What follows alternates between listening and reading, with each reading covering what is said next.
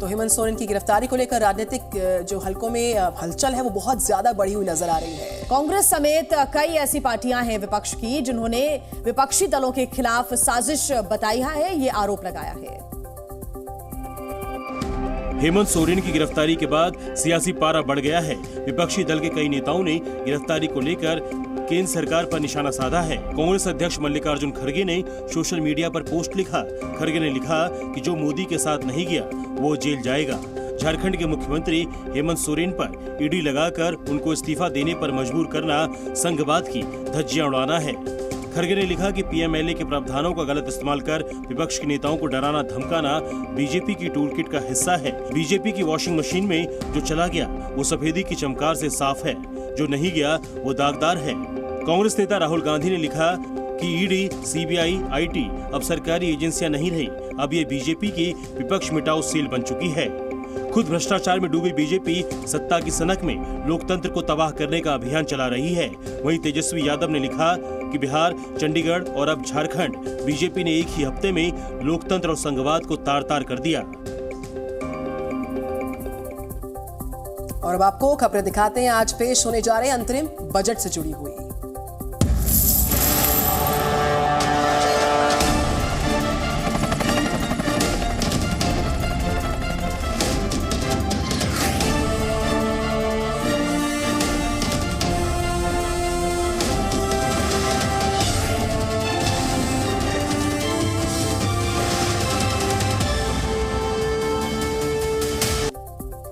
नरेंद्र मोदी सरकार आज दूसरे कार्यकाल का अंतरिम बजट पेश करने जा रही है। चूंकि कुछ ही महीने में चुनाव होने जा रहे हैं, लिहाजा आज वित्त मंत्री निर्मला सीतारमण अंतरिम बजट पेश करने जा रही है। चुनावी साल की वजह से ये पूर्ण बजट नहीं है बल्कि अंतरिम बजट होगा। आज बजट पेश करते ही निर्मला सीतारमण के नाम पर लगातार 6 बजट पेश करने का रिकॉर्ड भी कायम हो जाएगा।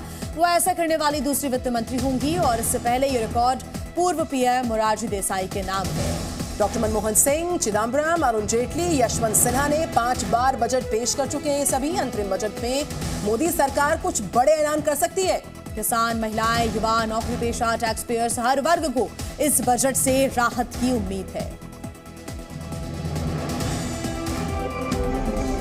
वित्त मंत्री निर्मला सीतारमण आज वर्ष 2024 का अंतरिम बजट पेश करेंगी। वित्त मंत्री सुबह 11 बजे बजट को पेश करेंगी। निर्मला सीतारमण वित्त मंत्री के रूप में 6ठी बार बजट पेश करने जा रही हैं। ये मौजूदा लोकसभा का आखिरी बजट है। लोकसभा चुनाव होने के बाद नई सरकार पूर्ण बजट पेश करेगी। वित्त मंत्री निर्मला सीतारमण का सुबह 8:15 पर अपनी बजट टीम के साथ नॉर्थ ब्लॉक गेट नंबर 2 पर फोटो सेशन होगा। उसके बाद वित्त मंत्री राष्ट्रपति भवन के लिए निकलेंगी।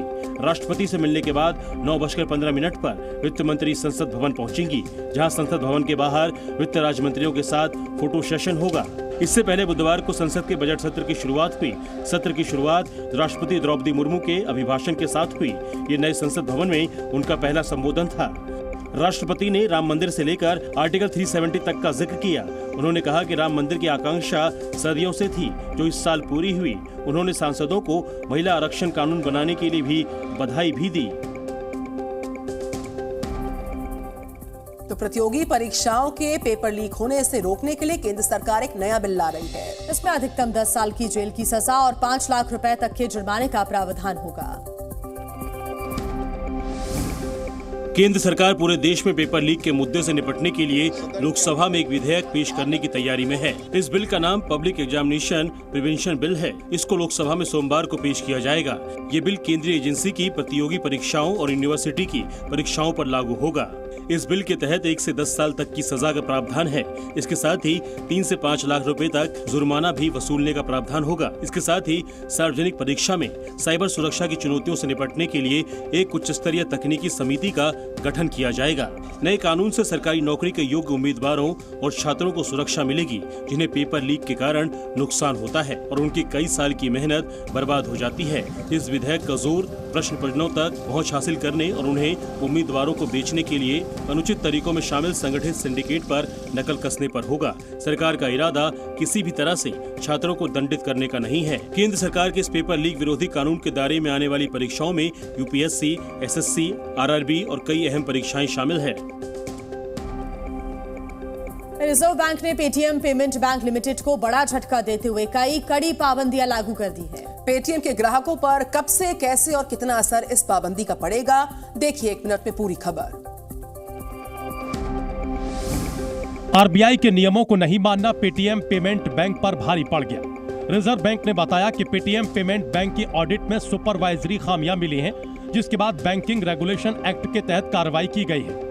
आरबीआई ने अपने अधिकार क्षेत्र का इस्तेमाल करते हुए पेटीएम को नए ग्राहकों के बैंक खाते पर तत्काल प्रभाव से रोक लगाने के निर्देश दिए हैं। इससे पहले आरबीआई ने 11 मार्च 2022 को पेटीएम पेमेंट बैंक को नए अकाउंट खोलने से रोक दिया था।